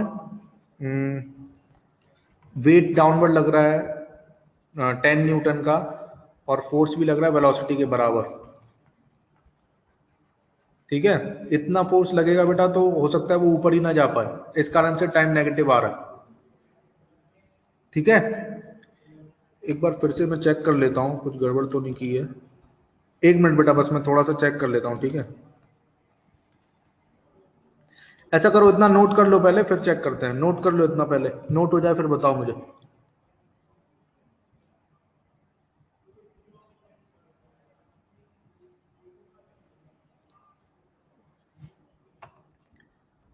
बेटा ये टाइम नेगेटिव आना वो इम्पोर्टेंट नहीं है, हमें मेथड सीखना था। अभी चेक कर लेते हैं टाइम नेगेटिव क्यों आ रहा है, वैसे गलत है, टाइम नेगेटिव नहीं आना चाहिए, है ना, एक बार मैं चेक कर लेता हूँ वापस से। हाँ 1 मिनट बेटा, बस 1 मिनट चेक कर लेते हैं। बेटा कोई नोट तो नहीं कर रहा, क्लियर कर दूं बोर्ड?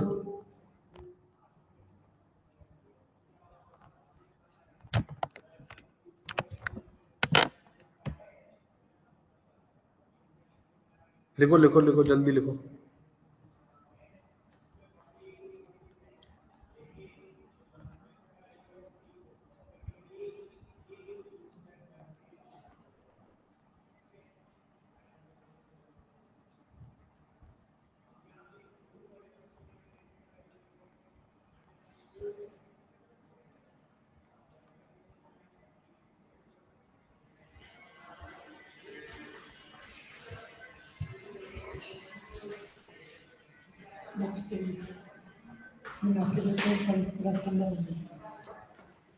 केवल बॉक्स ही है, वो कुछ ड्राइवर इंस्टॉल कर दिया था डेस्कटॉप में, तो नाम देखना। सर तुरंत ला के देना 15 मिनट के अंदर। आपका क्लास खत्म हो गया? हाँ मैं भी आऊँगा 10 मिनट। ठीक है बेटा, देखो एक बार चेक कर लेते हैं।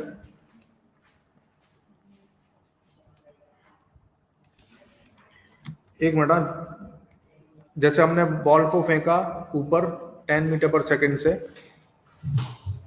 अब इस पर फोर्स जो लग रहा है वो है डाउनवर्ड।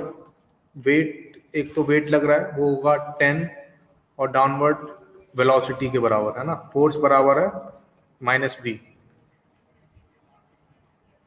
ठीक है, तो v लग गया तो टोटल फोर्स आया 10 + v, और एक्सीलरेशन भी इतना ही हो जाएगा 10 + v। तो एक्सीलरेशन को हमने लिखा dv/dt is equal to 10 + v।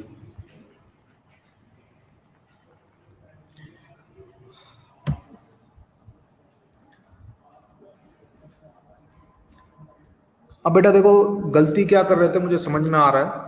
देखो बेटा सारे बच्चे सुनो, है ना, एक बहुत बड़ी मिस्टेक कर रहे थे हम। बेटा देखो एक्सेलरेशन की वैल्यू तो 10 + v है, ये समझ में आया, ठीक है, ये तो समझ में आया। लेकिन बेटा ऊपर जाते जाते इसकी वेलोसिटी कम हो रही है, वेलोसिटी इज डिक्रीजिंग जैसे जैसे वो ऊपर जा रहा है। तो बेटा ये जो dv/dt होगा ना, ये नेगेटिव होगा, इट विल बी नेगेटिव, क्योंकि dv होता है चेंज इन वेलोसिटी।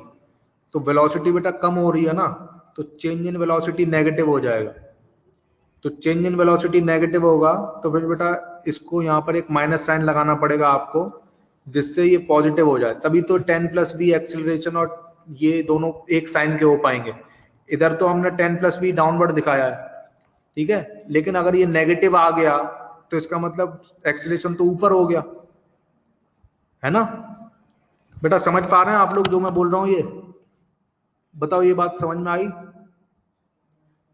10 + v तो पॉजिटिव है, मतलब हमने साइन दिखाया है एक्सेलरेशन का डाउनवर्ड, हमने डाउनवर्ड एक्सेलरेशन दिखाया है, लेकिन बेटा वेलोसिटी तो कम हो रही है ना, ऊपर जा रहे हैं, तो माइनस साइन नहीं लगाएंगे तो फिर एक्सेलरेशन ऊपर की तरफ हो जाएगा, तो इसलिए हमारा टाइम गड़बड़ आ रहा है। तो अभी माइनस लगा के अब सॉल्व करेंगे, अभी आंसर परफेक्ट आना चाहिए, क्योंकि बेटा डिक्रीज कर रहा है ना एक्सेलरेशन, अगर डिक्रीज नहीं करता तो ये एकदम करेक्ट था। डिक्रीज कर रही है वेलोसिटी, इस वजह से बेटा माइनस साइन लगाएंगे, क्योंकि 10 + v हमने जो एक्सेलरेशन लिखा है उसका डायरेक्शन दिखाया है नीचे की तरफ, और अगर वो माइनस कर दिया तो बेटा एक्सेलरेशन ऊपर हो जाएगा, तो ऐसा तो गलत हो जाएगा, है ना। एक्सेलरेशन नीचे है तो डायरेक्शन हमने नीचे दिखाया, अगर माइनस लगा देंगे तो बेटा एक्सेलरेशन का डायरेक्शन ही चेंज हो जाएगा, वो ऊपर हो जाएगा, तो इसीलिए हमारा आंसर गलत आ रहा है। बेटा एसेंट के लिए ही कैलकुलेट किया है, लेकिन एक्सेलरेशन की वैल्यू में हमने -dv/dt नहीं लिखा है, एसेंट के लिए ही कैलकुलेट किया है, एसेंट के लिए ही है ये, ठीक है, तभी तो फोर्स डाउनवर्ड दिखाया है। अब सॉल्व करते हैं बेटा, अभी आंसर करेक्ट आएगा, ठीक है। सॉरी मैंने ये शुरुआत में नहीं देखा, आपको आपने बहुत कुछ लिख लिया है, उसमें सब में चेंज करना पड़ेगा, ठीक है, कोई बात नहीं, हम भी, मैंने ये क्वेश्चन रटा नहीं था डायरेक्टली किया अभी, इसलिए ऐसा हुआ, ठीक है। चलो अब इसको सॉल्व कर लेते हैं, तो ये आ जाएगा -dv/10 + v, उधर चला जाएगा dt। अब दोनों साइड इस माइनस को बेटा RHS में भेज देता हूं, ठीक है, माइनस को RHS में भेज देते हैं, फिर इंटीग्रेट करेंगे, तो ये आ जाएगा -dt। अब इंटीग्रेट करो तो इनिशियल टाइम है 0 और उस समय वेलोसिटी है 10, और फाइनल टाइम हम t मान लेते हैं और वेलोसिटी v मान लेते हैं, ठीक है। अब इसको सॉल्व करो तो क्या होगा, ln of 10 + v, लिमिट्स लगेंगी 10 to v तक, ठीक है, इज इक्वल टू -t, और इसमें लिमिट्स लगेंगी 0 से लेके t तक, तो ये आ जाएगा बेटा -t के बराबर। अब इधर लिमिट्स लगा दो तो ln of 10 + v अपॉन 20 आ जाएगा, ठीक है, इज इक्वल टू -t। बेटा सॉरी, यहाँ आपने जो लिखा वो थोड़ा सा गलत है बेटा, उसको चेंज करना पड़ेगा, अभी जो मैं लिख रहा हूँ ये करेक्ट है, ठीक है। तो मैं यहाँ तक लिख के अब थोड़ा सा रफ कर दे रहा हूँ।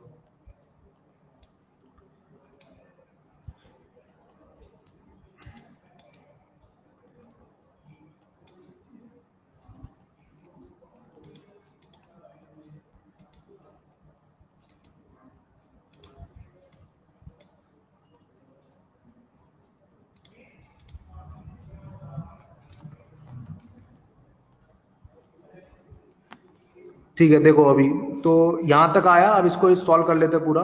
तो ये हो जाएगा 10 plus v upon 20 is equal to e की पावर माइनस टी। ठीक है, अब इसको पूरा सॉल्व कर लो। तो ये हो जाएगा 10 plus v is equal to 20 e की पावर माइनस टी। ठीक है, तो वेलोसिटी की वैल्यू आई 20 ई की पावर माइनस टी माइनस 10। अभी ये करेक्ट है। अब बेटा इसमें आप वैल्यूज रखो, इससे आंसर करेक्ट आएगा एकदम। तो टाइम की वैल्यू आपको एसेंट के लिए पता करनी है। तो मैक्सिमम हाइट पे वेलोसिटी जीरो होती है, तो जीरो इज इक्वल टू आप क्या लिखोगे 20 ई की पावर माइनस टी ए प्लस 10। ठीक है, तो minus 10 is equal to 20 e की पावर माइनस टी ए आएगा, इज इक्वल टू हम लिखेंगे माइनस हाफ ई की पावर माइनस टी ए के बराबर। ठीक है, तो लॉग लेंगे तो l n of minus half is equal to आएगा माइनस टी ए। ठीक है, तो l n of minus half को आप लिख सकते हो 2 की पावर माइनस 1। ठीक है, 2 की पावर माइनस 1 लिख सकते हो। टी ए की वैल्यू आ जाएगी बेटा एल एन ऑफ 2। अभी एकदम करेक्ट है बेटा, इसको लिख लो, अभी कोई प्रॉब्लम नहीं है, अभी एकदम करेक्ट है ना।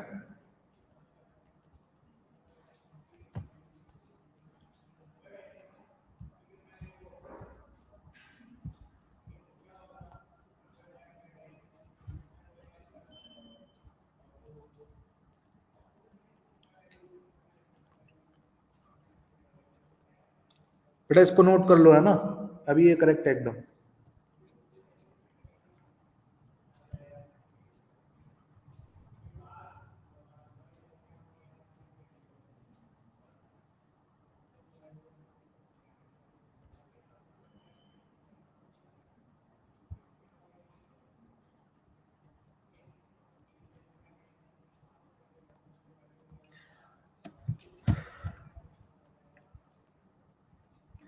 ये बेटा ये पहली बार जब ये क्वेश्चन आया था ना आईआईटी जेई में, तब ये सब्जेक्टिव क्वेश्चन में आया था, 10 मार्क का क्वेश्चन आया था ये, इसलिए ये लेंथी है थोड़ा। 10 मार्क का पूछा गया था ये, 2000 से पहले ही पूछा गया था, सब्जेक्टिव क्वेश्चन में आया था, इसलिए ये लेंथी है थोड़ा सा, है ना। अभी ऑब्जेक्टिव प्रॉब्लम्स आ रहे हैं, इसलिए ऑब्जेक्टिव में शायद ऐसा कभी नहीं पूछेंगे। लेंथी इसीलिए क्योंकि ये इसमें कैलकुलेशन ज्यादा होती है थोड़ी सी, तो इसलिए 10 मार्क का पूछा गया था कई साल पहले, 1996 या 7 में पूछा गया था ये, 10 मार्क्स का क्वेश्चन था।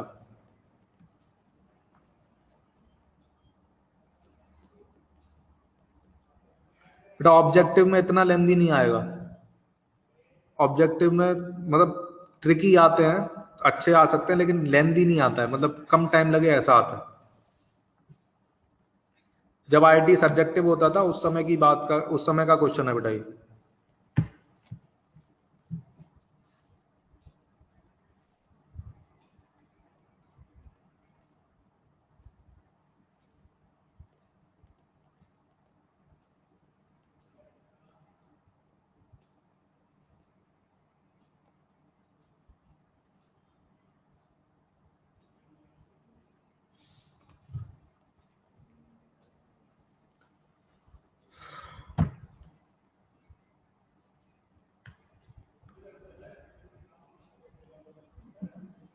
बेटा तब 100 मार्क्स का होता था, केवल फिजिक्स का 100 मार्क्स का होता था। मेंस का 2 एग्जाम होते थे आईआईटी के, एक प्री होता था, एक मेंस होता था। तो मेंस में सब्जेक्टिव आता था, ऑब्जेक्टिव आता था प्री में ऑब्जेक्टिव और मेंस में सब्जेक्टिव, ऐसा रहता था।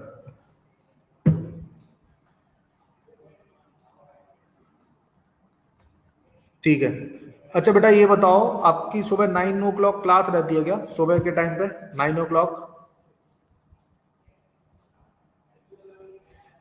अच्छा अच्छा अच्छा अच्छा। बेटा तो मैंने आपको याद है आज एक्स्ट्रा क्लास बोला था एक 4 बजे।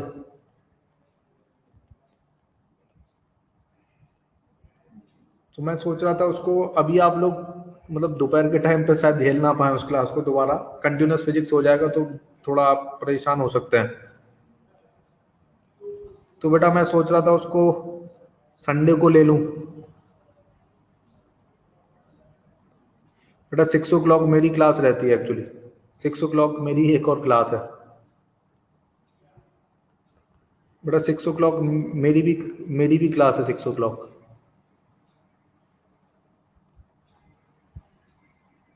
बेटा संडे को ले लें क्या? संडे को आप एक्चुअली कल ही लेनी चाहिए थी मुझे, अब संडे एक वीक के बाद आएगा। खैर हमारा सिलेबस पीछे ज्यादा नहीं चल रहा है, टेस्ट तक का तो हो ही चुका है। टेस्ट तक के में तो कोई दिक्कत नहीं है, टेस्ट तक का हो चुका ऑलरेडी।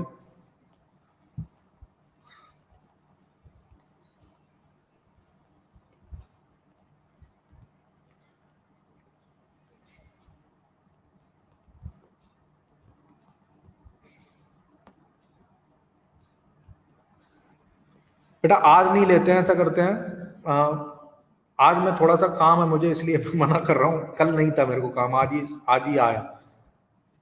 आज ही मुझे ध्यान आज ही पता चला उस काम के बारे में, अभी मेरे को अर्जेंटली करना है वो, तो इसलिए मैं थोड़ा बिजी हो गया हूँ। ठीक है कल ले लें बेटा, कल चलेगा क्या या संडे को? बताओ कल ले लें क्या? कल 4 o'clock।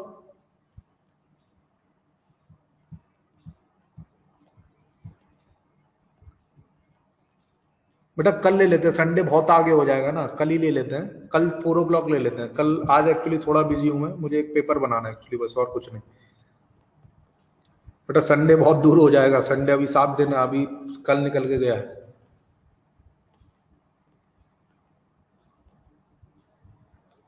ठीक है बेटा, थैंक यू। कल कल क्लास होगा कल।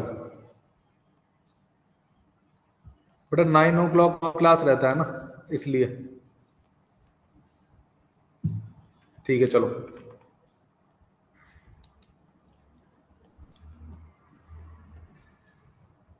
तो बेटा ऐसा करते हैं, एक क्वेश्चन और कर लेते हैं, फिर उसके बाद अभी 4 मिनट बचे हैं ना। ठीक है ऐसा करते हैं, थोड़े से ग्राफ्स पढ़ लेते हैं 4 मिनट में फटाफट से, या फिर एक क्वेश्चन दे दूं, बताओ क्या करोगे? ग्राफ्स के क्वेश्चन क्वेश्चन चाहिए एक या ग्राफ करेंगे? ठीक है क्वेश्चन, चलो क्वेश्चन करते हैं।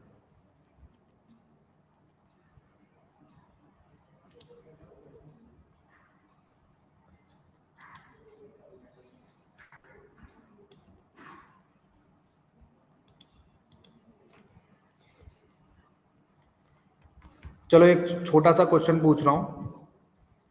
मान लो ये एक बिल्डिंग है जिसकी हाइट आपको दे रखी है 5 मीटर, ऐसे। अब बेटा क्या किया, एक बॉल को यहां से फेंका, अभी हम नॉर्मली ग्राउंड से फेंकते थे ना, 4 to 5 बेटा, 4 to 5, 4 to 5।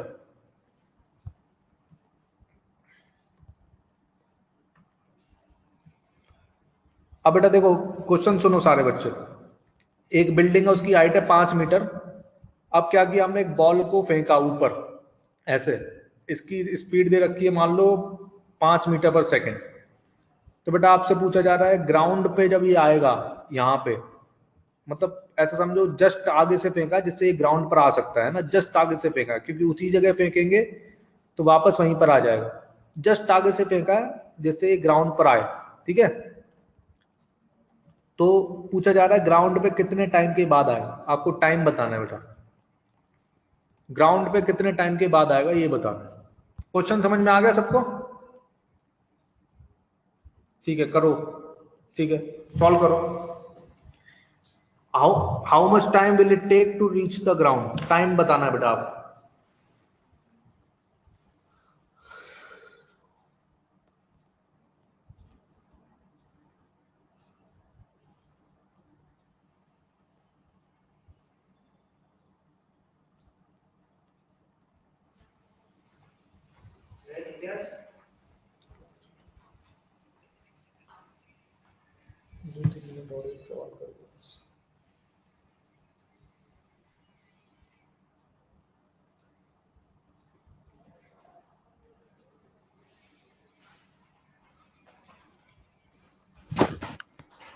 बेटा मैक्सिमम हाइट रहने दो, टाइम ऑफ एसेंट इतना लेंदी हो गया, हाइट निकालेंगे तो और लेंदी होगा, इसलिए मैंने जानबूझ के छोड़ दिया उसको, ठीक है।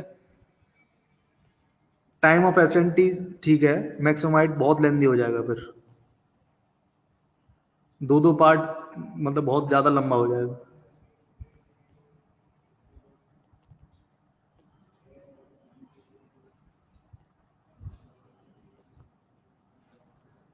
बेटा अभी इस क्वेश्चन में बेटा आपको एक्सरे मतलब एयर ड्रैग एब्सेंट मानना है ना, इस क्वेश्चन में एयर ड्रैग एब्सेंट मानना है बेटा, इसमें एयर ड्रैग नहीं लेना है, विदाउट एयर ड्रैग सॉल्व करना है इसको।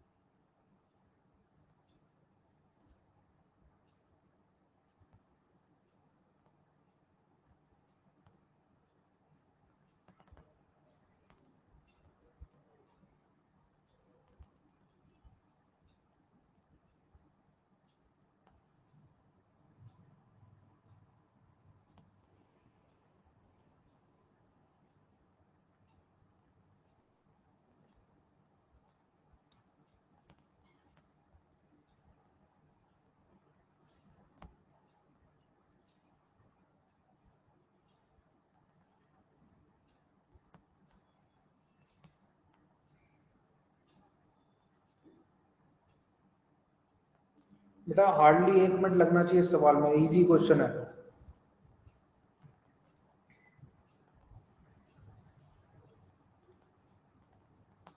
1 मिनट से ज्यादा नहीं लगना चाहिए इस सवाल में बेटा।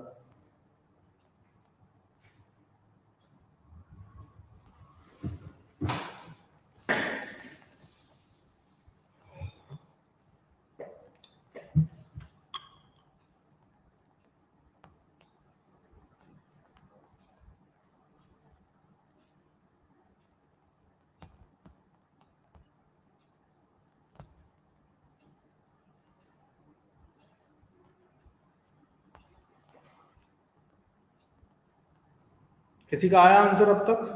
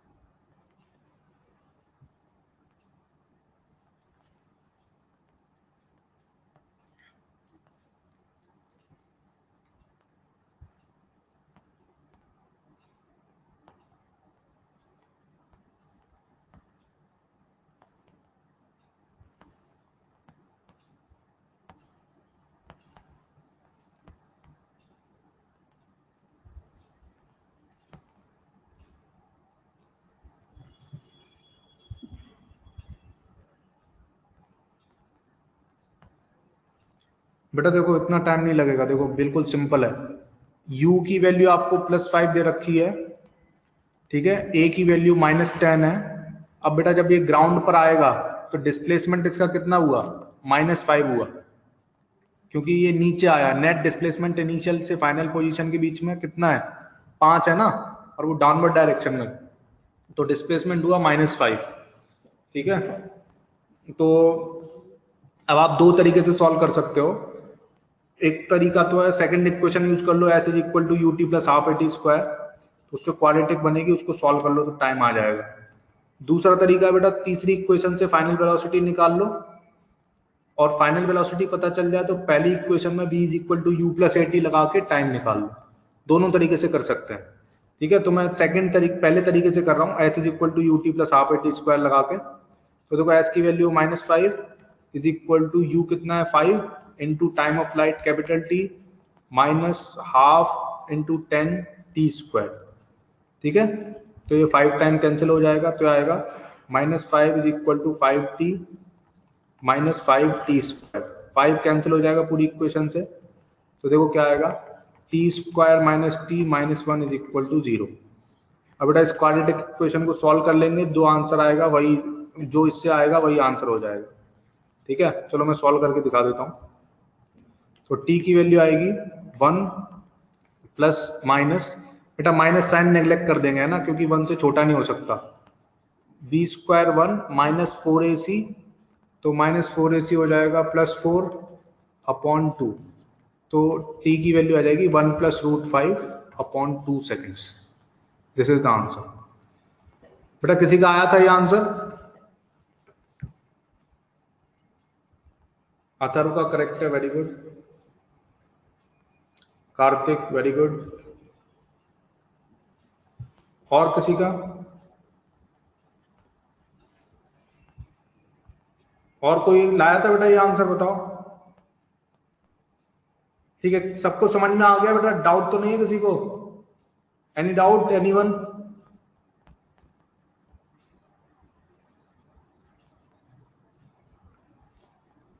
ठीक है बेटा, तो नोट कर लो, बाकी काम नेक्स्ट टर्न पे पढ़ेंगे। ठीक है, इसको नोट कर लो, नोट हो जाए फिर बता दो, मीटिंग एंड कर लूंगा।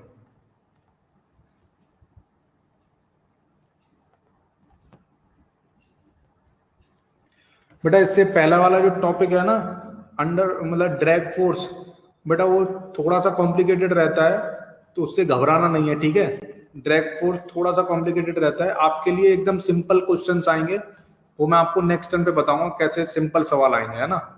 इसको और सिंपल करके पढ़ लेंगे एक बार दोबारा से। आज थोड़ा कॉम्प्लिकेटेड ले लिया था मैंने, वो नेक्स्ट टाइम पे मैं एकदम सिंपल करके बताऊंगा। ठीक है बेटा, एंड कर दे रहा हूँ मीटिंग।